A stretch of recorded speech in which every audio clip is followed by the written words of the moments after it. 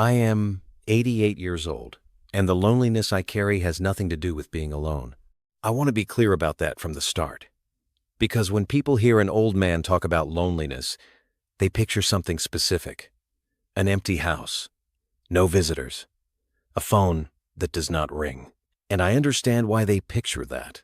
It is a reasonable picture, but that is not what I am talking about. My son calls me twice a week. My daughter lives 40 minutes away and visits when she can. There is a neighbor, a good man. There's a neighbor, a good man, who checks in on me more than he needs to. By any measure, I am not abandoned.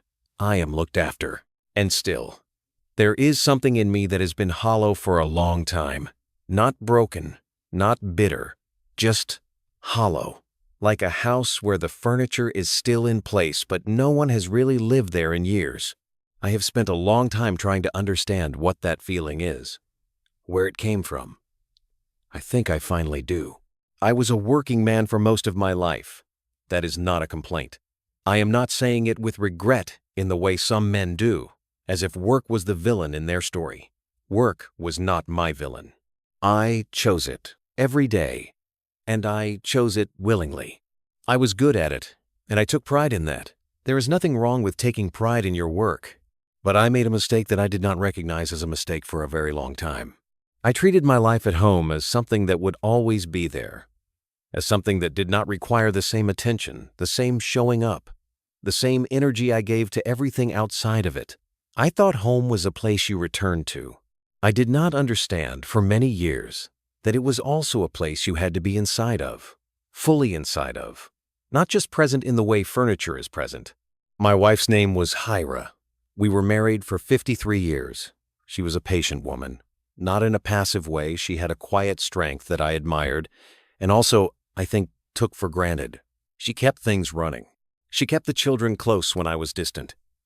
She maintained the warmth of our home with very little help from me, and she did it without ever making me feel accused. Looking back, I think that was both her grace and my misfortune. Her grace because she chose not to fight a battle that would have exhausted us both. My misfortune because I never felt the full weight of what I was not giving. Our evenings were quiet. I remember them clearly now in a way I did not appreciate when I was living them. She would finish in the kitchen and come and sit near me. Sometimes she would try to talk about small things. The children, something she had read, something that had happened during her day. And I would respond, but not fully. One eye on the newspaper, one part of my mind still turning over something from work, still solving a problem that could have waited. She learned to shorten her stories. I did not notice that for years. By the time I did notice, it had already become the habit of our evenings, her saying less, me hearing less, both of us calling it peace. It was not peace. I know that now. It was two people who had quietly stopped expecting things from each other and had grown so comfortable in that expectation that neither of us thought to question it. I was not a bad husband. I want to say that plainly, not to defend myself, but because I think it matters. I was faithful. I was present at the events that counted. I worked hard so that my family would not have to worry. By the standards of my time, and perhaps even by the standards of any time, I was doing what was asked of me. But there is a kind of failure that does not look like failure from the inside. It is slow. It accumulates in the spaces between things, in the words you did not say, in the evenings you were there, but not there, in the way you assumed, year after year, that there would be more time to give what you were not giving now. I assumed that for decades. I believed it completely. Hira got sick when she was 71, quietly at first, in the way that serious illness sometimes begins, then less quietly. There was a period of about 3 years where her world shrank, and I was her caretaker. And something shifted in me during that time. I began to see her, truly see her, in the way I had not allowed myself to see her when there were other things demanding my attention. I sat with her in the afternoons. I listened to her without a newspaper in my hands or a problem in my head. I looked at her face while she was talking, and I realized, very slowly, and then, all at once, that I had been doing the minimum for most of our marriage. Not cruel, not absent in the obvious way, but the minimum. The floor, not the ceiling. I had met my obligations and called it love. And she had accepted it because she had no other choice, and because she was, in her nature, someone who made the best of what she was given. I tried to tell her things in those last years, what she had meant to me, how much I had relied on her, without showing it, how the house would have been cold without her in it.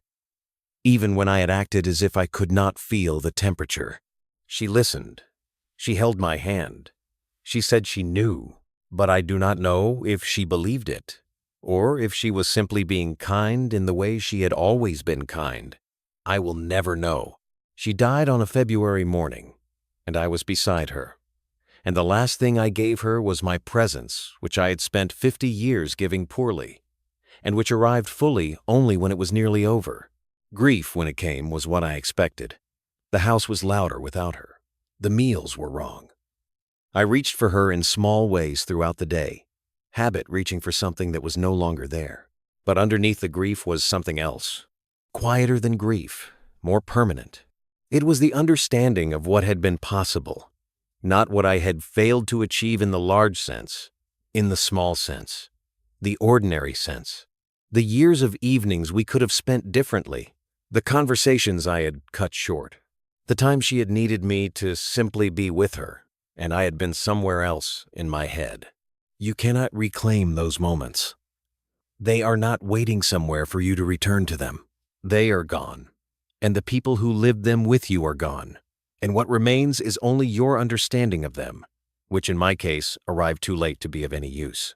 That is the loneliness I am describing, not the absence of people. The presence of knowledge that came after it could no longer be acted on. My children are good to me. I mean that sincerely. They are attentive, and they love me, and they call and visit and worry about my health. But I see, sometimes, in the way they move through our time together, one eye on the clock, a mind already turning toward what comes next. I see something familiar. I do not blame them. I built it, in some part. You show people how to be with you by how you are with them. And I showed my children, through years of half-presence, that this was what love looked like, that you could be there and also somewhere else, and call it enough. They learned that from me. I see it now. I am 88. I sit by the window in the afternoons because the light comes in well, and it is the part of the day I find easiest.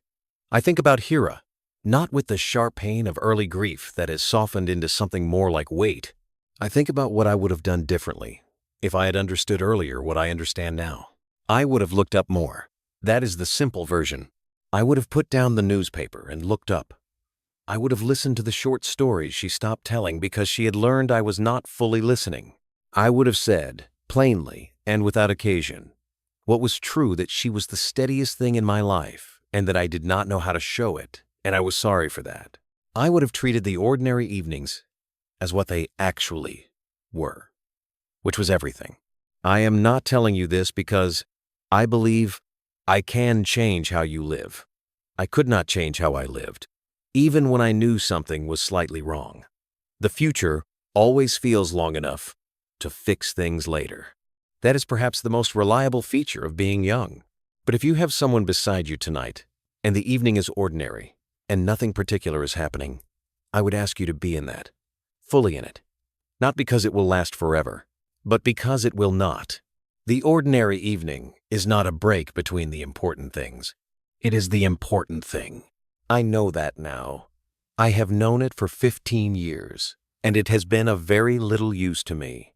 If something in this meant something to you, sit with it for a while. That is all I ask.